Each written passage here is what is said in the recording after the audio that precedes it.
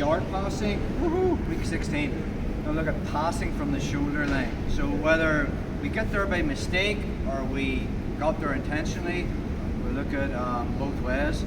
So we know now from our position of Charles playing a seated guard that I'm going to level change and get his back on the mat. I'm going to make my bullfight grips. If you think about, just a little bit of room. There's Charles' toe line. If I draw a line parallel with his feet, there's his knee line, there's his hip line, and here's his shoulder line. It makes more sense when he's on his back. Toe line, knee line, and hip line will be the same. The shoulder line's up here. Sometimes when we make those initial grips, especially when I'm going for the Toriander or bullfight pass, I can put a little bit of pressure on Carl so his lower back's off the mat. This makes, he puts him in the teeter-totter position, and then from there we showed you how to turn and it moved to side control. Sometimes when I do this, okay, I can start to turn, but Carl can turn quicker than I expected, and as I turn I end up sort of here, actually past the shoulder line. Now if he knows nothing, I just land in the north-south, woohoo, top position. But good players will connect their knees to their elbows.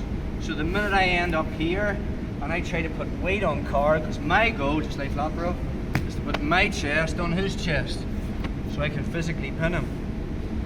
If he's connected his knees to his elbows, this is the strongest position the human body can make. If I put weight and pressure on Carl, it's effortless. Like, he's not under any pressure at all. As long as he keeps his frames, I'm on his frames, and actually I have no real control of him. Just by him pushing me away, you know, he's going to be getting up. So let's look at a few methods of dealing with that. If we end up in and we pass to the shoulder line, whether it's a mistake or whether you've chosen to go there. So from our position, if he's lying flat on the back, that's cool. I don't go past the toe line. I'm going to make those grips. Just turn this way.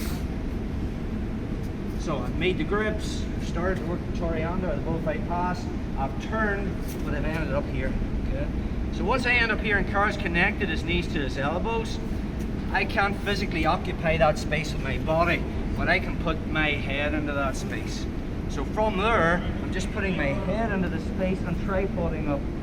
Now I'm going to look to get inside control with my arm, and I'm going to drop. So if I'm using my right arm, I'm going to bring my right arm to this left armpit, and I'm going to drop my right hip onto this right shoulder. So I'm on that power line between his left hip and his right shoulder. So I end up there. Now from there I have half my body on that space. Okay? I can start to turn, I'm into side control, I'm on the underhook, and I can start playing the game. Just turn around, bro. So we get his back on the mat. I've made the grips. I've started to work the pass, but it went too far, if that makes sense. So now from here, Carl's connected, his knees, his elbows. So from like a north-south position, my head's coming in, I just tripod up. From there, I'll move a slight angle. I'll look to get even if he's tripoded up, I can get my elbow in there. And now from there, I'll drop my hip onto the shoulder. I'll start to smear with the side control and collapse those frames. That's method one. Method two. I've made my grips. Cut an angle, I start to turn them and they end up there. So if I'm going to pass to Carl's right side, I'm going to put my right hand on his shoulder and just move into like a knee on belly position. Okay. Obviously if he's turned away from me, I'm on the back.